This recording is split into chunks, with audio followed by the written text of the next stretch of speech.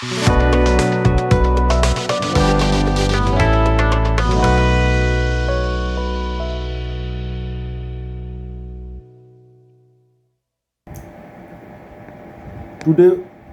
we will start discussion from section 24 of the Evidence Act.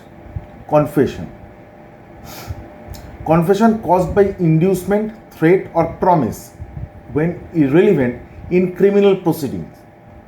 A confession made by an accused person is irrelevant in a criminal proceeding if the making of the confession appears to the court to have been caused by inducement, threat or promise having reference to the charge against the accused person, proceeding from a person in authority or sufficient in the opinion of the court to give the accused person grounds which would appear to him reasonable for supposing that by making it he would gain any advantage or avoid any evil of a temporal nature in reference to the proceedings against him.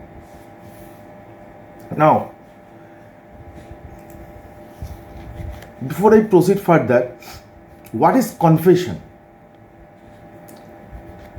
Get it on your screen, the definition of confession. Confession is an admission made at any time by a person charged with a crime, stating or suggesting the inference that he committed that crime. So, what are the characteristics of a confession? Number one, confession is an admission. Who can make a confession? Any person charged with a crime.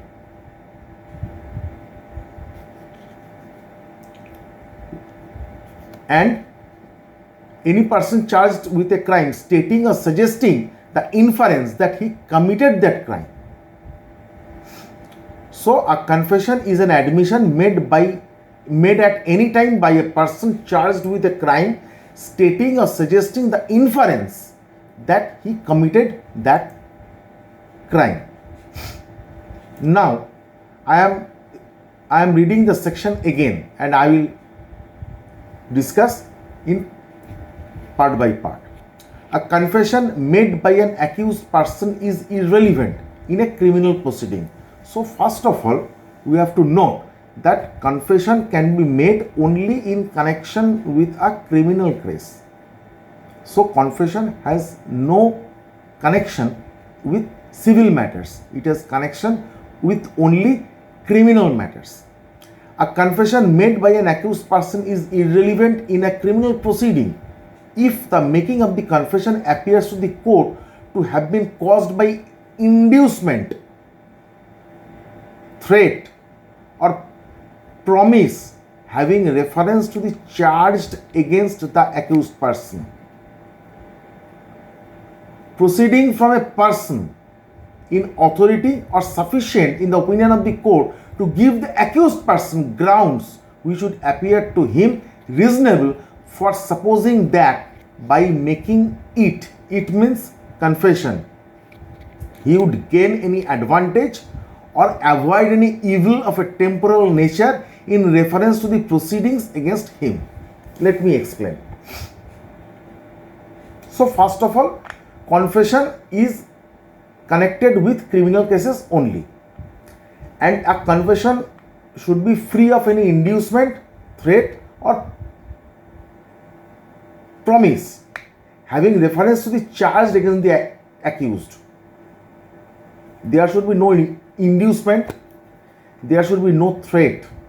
Either you make this confession or otherwise I will implicate you in other cases also.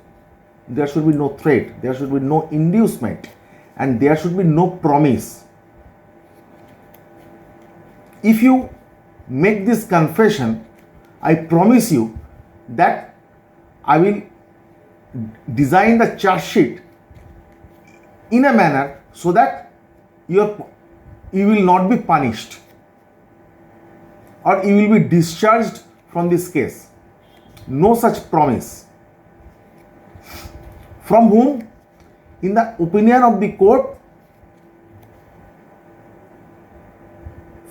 from a person in authority or sufficient in the opinion of the court to give the accused person grounds. So the person should be, person is whom? Who is the person? The person making the inducement, giving the threat or making the promise should be in authority. Say a police officer. He has a authority. He has an authority over the accused in his custody. And there is reasonable ground for the accused person who is in custody that the police officer, the inducement or threat or promise made by the police officer, the promise made by the police officer may give him some advantage if he makes any confession. So I am reading the section once again. A confession made by an accused person is irrelevant in a criminal proceeding if the making of the confession appears to the court to have been caused by any inducement, threat or promise having reference to the charged against the accused person, proceeding from a person in authority and sufficient in the opinion of the court to give the accused person grounds which would appear to him reasonable for supposing that by making the confession, he, the accused, would gain any advantage or avoid any evil of a temporal nature in reference to the proceedings against him. Now I am coming in a point. What is the difference between admission and confession? Get it on your screen.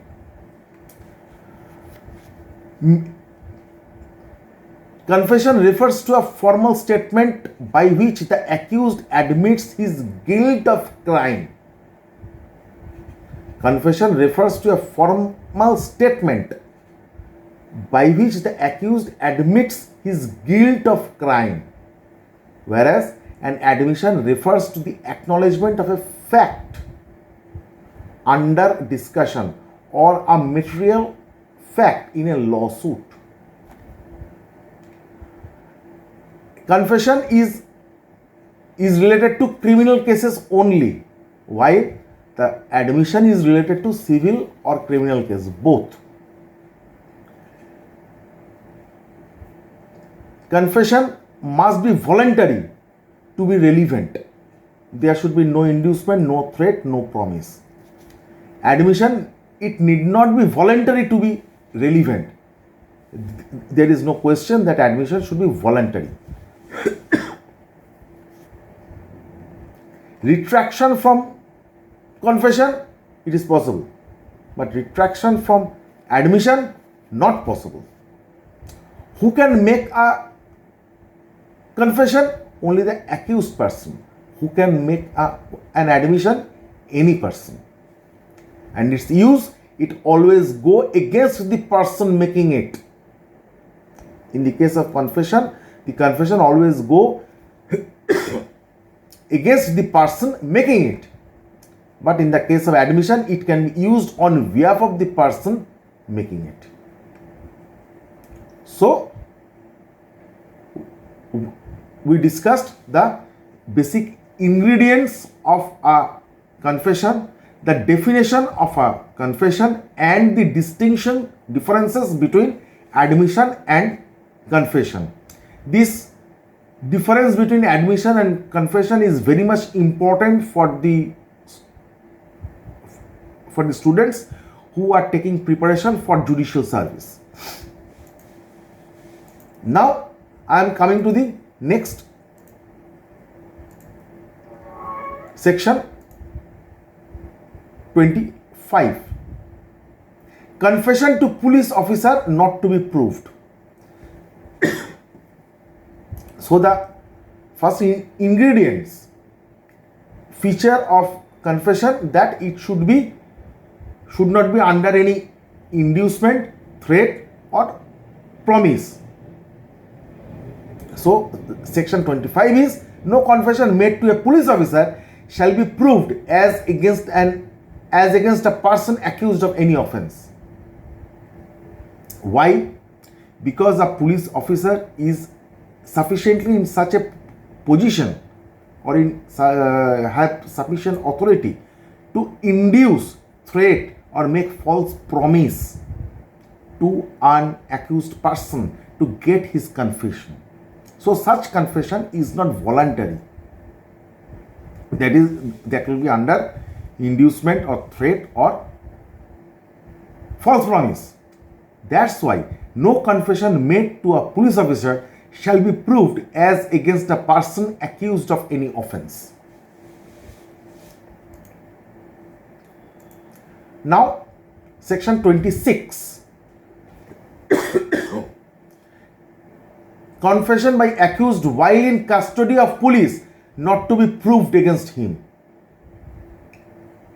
No confession made by any person whilst he is in custody of a police officer, unless it be made in the immediate presence of a magistrate, shall be proved against such person. When a person is in police custody, any confession made by him shall not be considered as a confession unless and until this confession is made in the presence of a magistrate. Explanation. There is one explanation. What is that? In this section, magistrate does not include the head of a village discharging magisterial functions in the presidency of Fort St. George or elsewhere, unless such headman is a magistrate exercising powers of a magistrate under the Code of Criminal Procedure. So, here magistrate means no panchayat head or anyone, but magistrate should be a magistrate as per the provisions, as per the definition under CRPC. So when a person is in police custody, still that accused can make a confession, but that confession should be made in the presence of a magistrate. Otherwise, that confession will not be treated as a confession. I think these three sections